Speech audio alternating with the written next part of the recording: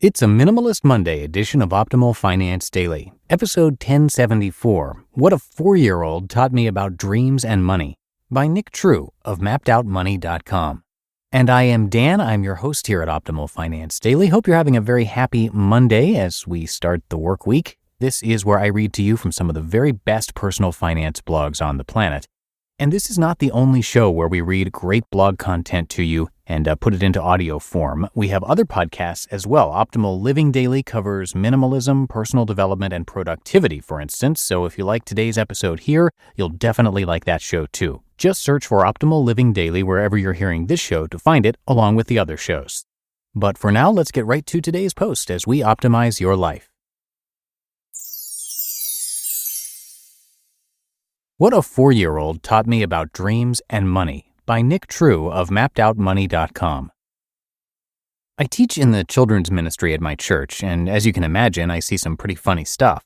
But one of the coolest things I've seen is this one little boy. He's 4 years old and wears a Superman costume almost every single week. I'm talking head-to-toe cape and mask, zooming around kids' church with his arms stretched out. He's unashamed. He knows what he wants, and he goes after it. He reminds me of one of my all-time favorite memes. Dress for the job you want, not the one you have. See, he's got something that we don't. He still has his dreams. He doesn't care what everyone else thinks. He wants to be Superman, so he does the only thing he knows to do. Dress like Superman. At some point along the way to growing up, we stop chasing our dreams. You and me, we give up. But that little boy, he's still got it. And he's taught me quite a bit about not giving up. I know it sounds crazy, but I think we could all use a little more 4-year-old.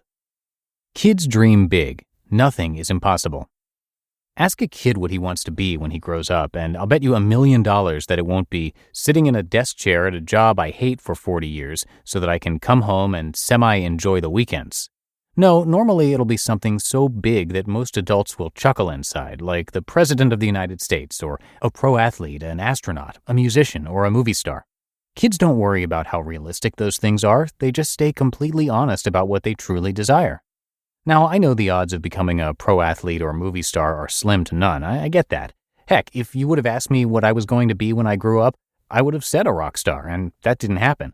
But my interests changed, and for most kids, their interests will change too. But here's the problem. Along with interests changing, we let our ability to dream change with it.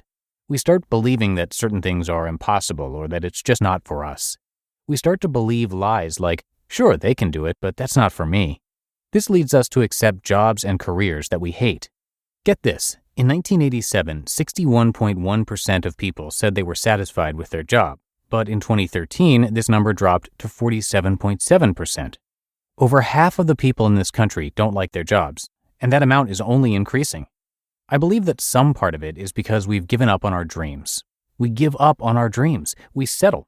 And I'm not just talking about careers either. You see, we've even started to give up on our dreams in other areas of our lives too. We don't travel to the places we want to go.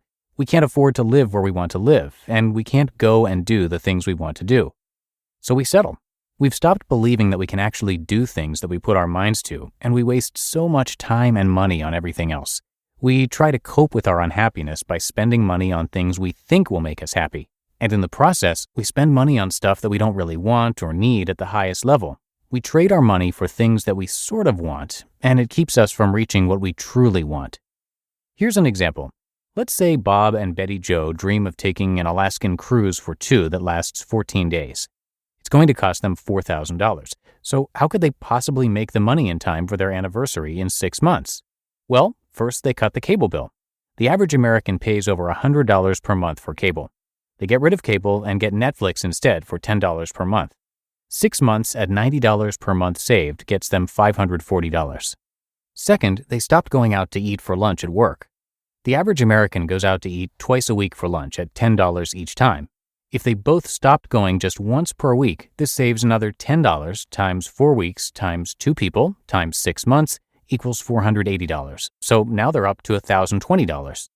Next, they decide to scrap their fancy iPhones and the $150 cell phone bill. Bob and Betty switch to Republic Wireless and now pay $25 per month for both of them. This gives them an extra $125 a month, and after 6 months that turns into $750, which puts the total up to $1,770. At this point, Bob and Betty could keep cutting, but they would rather just pick up a side gig on the weekends instead. So they both get minimum wage jobs at local coffee shops on the weekends. They worked their normal job during the week and found a side job to do for just a little while in their extra time. They both work 8 hours every weekend, making $6 per hour after taxes, and brought in an extra $2,304 after 6 months. This puts the total saved after 6 months up to $4,074. Time to book that cruise. See how that happened? By giving up things that they really didn't want anyways, they were able to afford their dream anniversary trip. They didn't live in a shack. They didn't stop doing things with friends.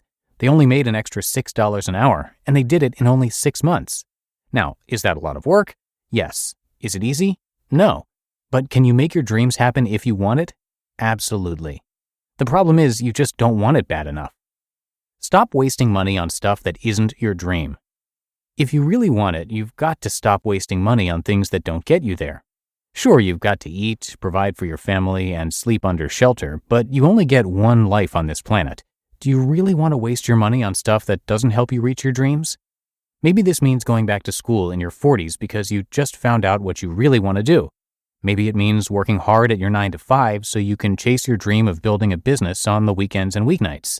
Whatever it is, don't give up. Do you want to be a chef? Stop paying for cable every month and use that money to buy an online cooking class. Do you want to be able to travel the world? Well, quit spending so much money going out to eat and start saving for that backpacking trip across Europe. Sure, it's not always easy. It's never easy. Nothing worth anything is easy. It's going to take hard work, and it won't always be fun.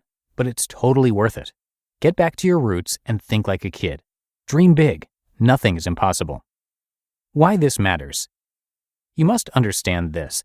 I can give you tips and tricks all day long about investing, saving, and getting rid of debt. I can walk you step by step through how to set up a retirement plan and show you 10 different ways to earn extra money on the side. But if you're not clear on your dreams, if you aren't clear on why you want it, and if you give up and settle, none of my help matters because you won't do anything with it. You've got to decide that your dreams are worth it, that being like a kid and thinking big thoughts, regardless of what you've heard, is worth it. This is the essence of being smart with your money. Mapping out your money is about getting rid of all the crap that you don't want or need so you are free to use your money to chase after what you truly want. Money is more about mindset and clearly defining your priorities than it is about saving tips and tricks to squash debt. If you want to be wealthy, you've got to learn from a 4-year-old. So go put on your Superman suit and zoom around your room for a while. Stop wasting money on meaningless stuff and start chasing your dreams harder than ever. You just listened to the post titled, "What a 4-Year-Old Taught Me About Dreams and Money" by Nick True of MappedOutMoney.com. And that's a wrap for another Monday show. Hope you enjoyed today's post and hope you have a great rest of your day and start to your week. And I'll be back with you tomorrow as usual, where your optimal life awaits.